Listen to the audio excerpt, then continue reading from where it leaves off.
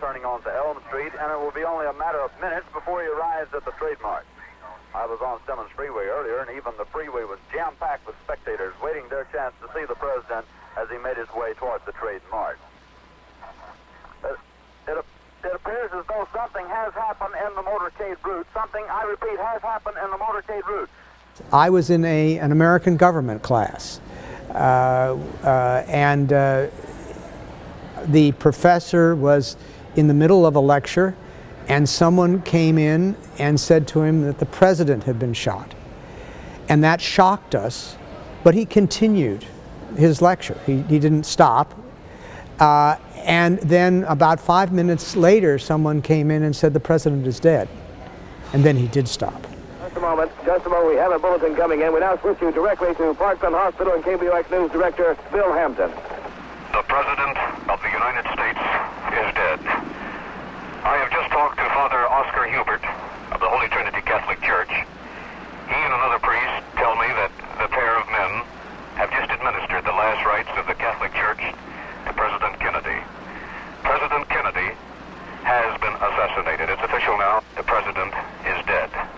We really went back to our dorms. I think most people wanted to be alone with their thoughts because it was such a striking event. And it seemed out of keeping with what we were doing, which was to be at a small college in Massachusetts away from everybody studying like crazy. Those days, college was something of a, my college anyway, of a intellectual boot camp. We took a lot of classes. I was writing a senior thesis. We were very, very, very busy. But this seemed to make us question, shouldn't we be doing something? But then what would we do? That weekend, I stayed in my room. I tried to write this paper, which was very bad. And I listened to the funerals, the ceremonies around his death. I think a lot of us did. We didn't usually listen to radio or TV in those years in college, but for this event, in fact, the two I remember listening to in college were his speech on the Cuban Missile Crisis and the funeral.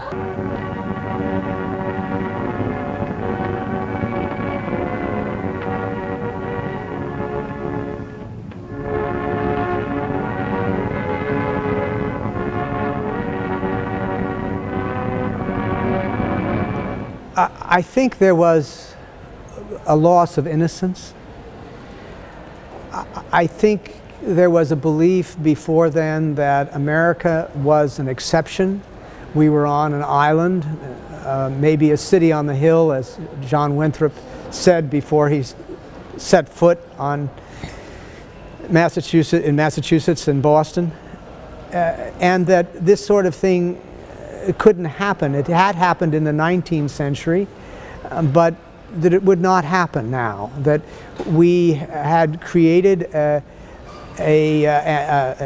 ideal place, both materially and spiritually, where we had happy citizens, and that our political conflicts were debates. So that something like that would intrude on us, particularly when it was unclear who this person was who shot him and why, that it wasn't clearly a political act, or it was a fuzzy why, but that we wouldn't either have protected him on the one hand or made impossible the creation of a person like Lee Harvey Oswald. So I think that that's the first thing, that we became more watchful, more cynical, more concerned about our security and safety, and considered ourselves less exceptional, less different than the rest of the world. I guess the other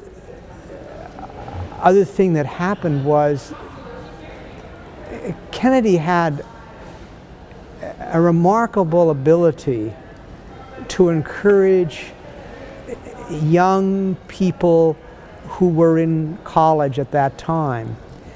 And I think that for the baby boomers and those slightly before the baby boom, his death set for us an agenda to become involved.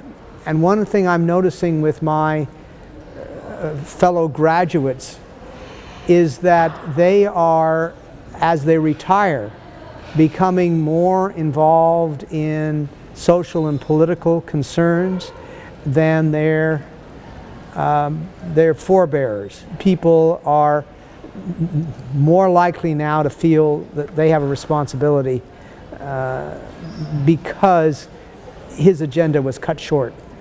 We have to pick up the torch.